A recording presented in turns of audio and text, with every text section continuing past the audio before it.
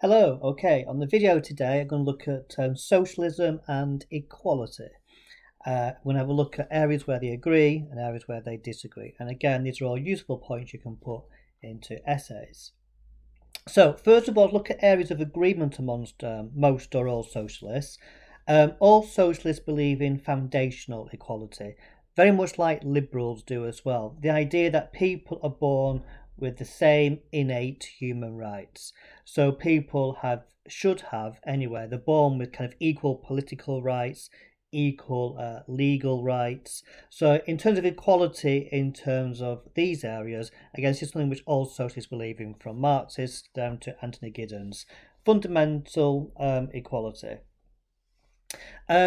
Socialists also tend to reject hierarchies because these create inequalities. So things like elitism, where certain groups tend to have privileged access or privileged education. The class system, where there's again inequalities between the different social classes, and some social classes seem to have a greater access to certain goods or resources than other social classes are. And again, socialists are very concerned about this, and socialists are very keen to either get rid of those class differences altogether, or to at least mitigate or reduce those class differences. And again, the differences depend on the type of socialist. Socialists also believe equality is really important, kind of socially and politically, because it creates a more kind of stable, fairer system. One of the issues which they're concerned about, of course, is if you've got great inequalities in society, then that creates instability, and of course instability can lead to all sorts of problems. So again, equality is kind of a practical thing as well, that it brings about greater stability. Now, equality of outcome can be justified among socialists for a number of different reasons. One of which I kind of just been mentioning, really, this idea that inequality leads to instability, and therefore equality will reduce that. Equality can also ensure fairness as well.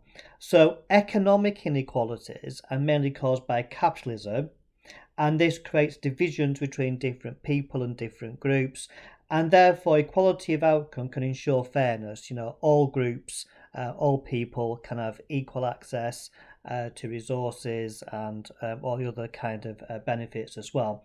And this, of course, links back to their belief in foundational equality. Everyone's born with the same equal human rights, and therefore equality of outcome is going to ensure that fairness becomes reality, I suppose. They also believe that social equality reinforces collectivism as well. So people are more likely to work together for the common good if they share the same economic and social conditions. So if everyone's in it together, I suppose, people are more likely to work hard in order to produce, that better future. Whereas if some people have got greater resources than others, that then creates disputes, it creates inefficiencies, etc., etc.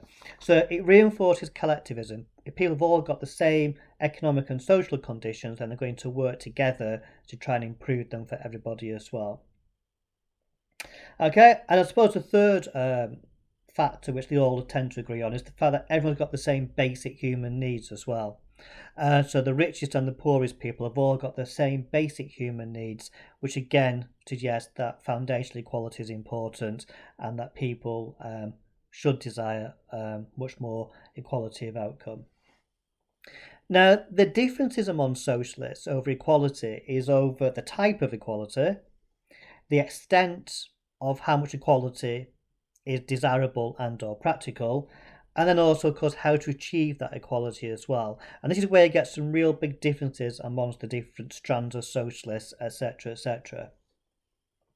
So the first type of equality we look at is absolute equality. So this is basically the idea that everyone in society should have the exact same rewards as everybody else. There should be no differences between different groups. People may have different jobs, different roles to play in society, but they all should receive the exact same reward. So therefore there's absolute equality. And this is an idea which was supported by Karl Marx and also by Rosa Luxemburg. And what they argued is the only way to achieve absolute equality was to remove, if you like, the germ of capitalism. Capitalism had to be cut out. Capitalism is the primary reason why you get economic and social inequalities. And if you want to try and create absolute equality, capitalism has to go. The society which has created capitalism also has to go, because remember, socialists believe that human nature is governed by the society, and so the only way to ensure that everyone can have the chance of absolute equality is to remove capitalism, and that of course requires a revolution. So Marx and Luxemburg very much focus on the idea of absolute equality and a revolution. These ideas are rejected by other socialists. Beatrix Webb, for example, evolutionary socialist or democratic socialist, she did not argue for absolute equality. What she wanted, she argued for much higher taxation on the more wealthy. She called for a flattening out of the class system to try and limit the differences between the classes, but that did not mean the elimination of the classes. It meant the real kind of flattening of those classes out. But she recognised that some workers would receive higher pay than others. Some groups in society perhaps do a more valuable job than others. And so Webb really argues that in a socialist state there would be wage differences between different groups, and therefore there would not be absolute equality. For social democrats like Anthony Crosland, and also for Gideons, the third way socialist, they basically see absolute equality as a flawed idea. Crosland saw it as utopia, this kind of pie in the sky, is this the real world? This is never going to happen in reality, is it? Gideons as well, very much the same. It's a flawed concept. What Crosland argued for, or he believed that you would get different rewards for different groups. So, in the modern world, he would argue, there's lots of different groups. There's not just three classes, for example. There's lots of technocrats and managers and small businessmen and all these various peoples. And he argued that people should receive more money for doing different types of jobs. What he was really concerned about was getting rid of absolute poverty. So the focus should be on, I suppose, kind of like a minimum conditions, a minimum kind of working conditions for people, I suppose. So we should try and get rid of absolute poverty. But he was quite happy for inequalities in terms of wage and income due to different skills. And Gideons very much the same as well. In fact, Gideons argues that inequality is actually natural. Some people have actually got different talents than others. Some societies value different talents more than others, and therefore, we should be more chilled about this. People are going to get paid different amounts. And again, he kind of agrees with Crosland that should be greater focus, should be on the poorest end, to try and enable them to have the ability to actually fulfill their talents. So you can see here there's a big difference among socialists.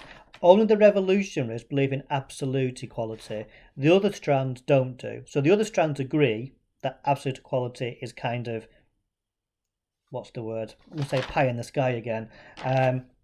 So there are some really big differences here over the equality. The other type of equality which we often see is equality of opportunity. The idea that everyone should have the same access in order to maximise their talents. Things like everyone should have the same high quality education.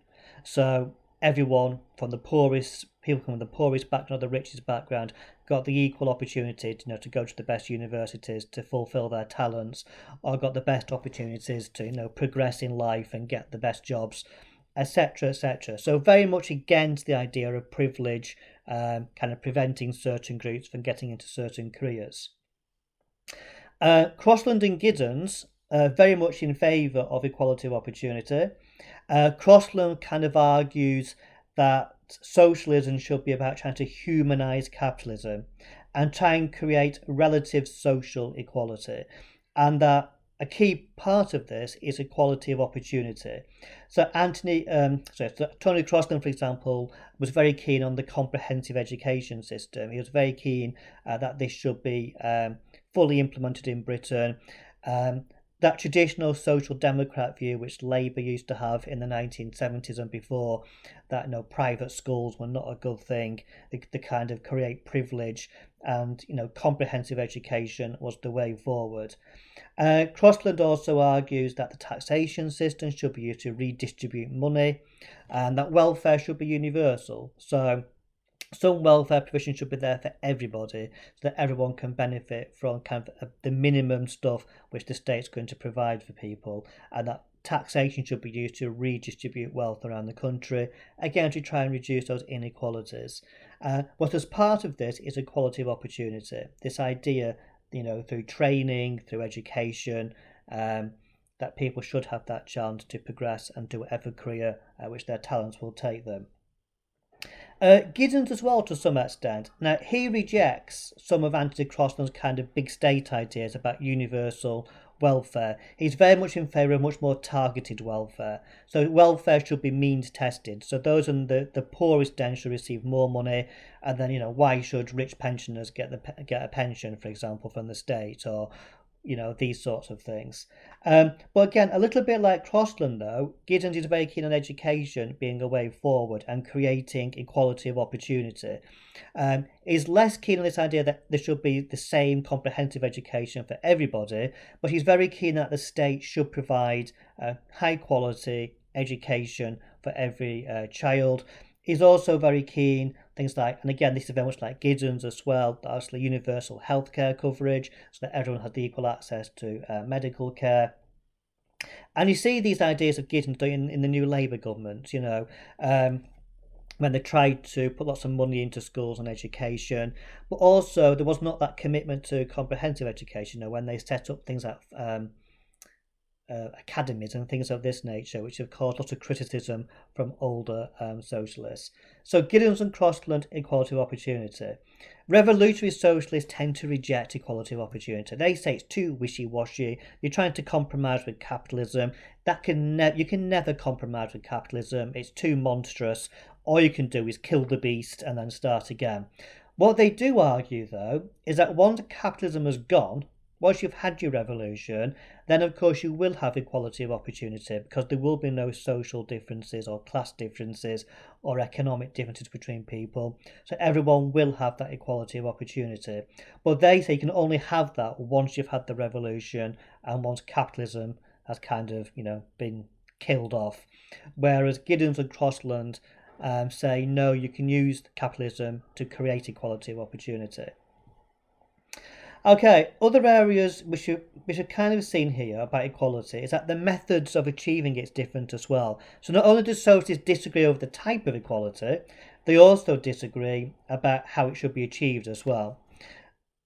Again, this is no real surprise, but revolutionary socialists, by the very name, they want a nice revolution, or a not nice revolution, depending on your point of view, to kill off capitalism, kill off the capitalist state and start again.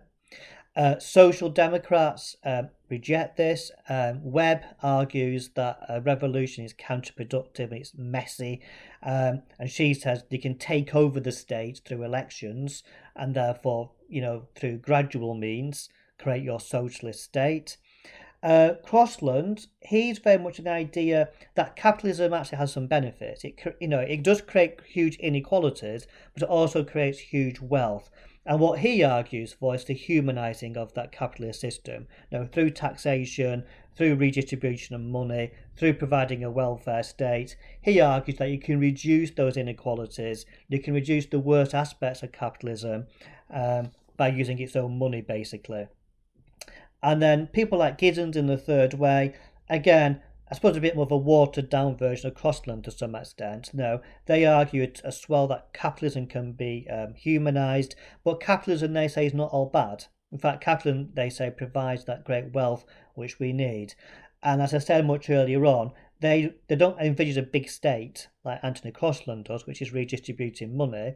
What they just want to do is make sure the state can provide that high quality education, and also welfare is targeted at the poorest end, to allow those people at the poorest end the opportunity to move in a socially mobile way.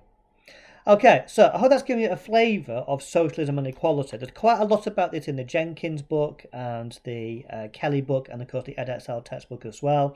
It is quite a complicated area. There are lots of areas of disagreement and stuff about it. The different types of equality as well, which just adds an extra bit of spice into the mix. But you see here, there's quite a lot of different points and lots of different arguments that can be made. Hence why it's potentially a good type of question to get in the exam, because there's lots of slightly different angles you can take. And what I suggest you do is that you kind of plan out a copy of this, if you like, plan out a plan for this type of question, which then if it does pop in the exam, you kind of got a plan there with areas of agreement and areas of disagreement.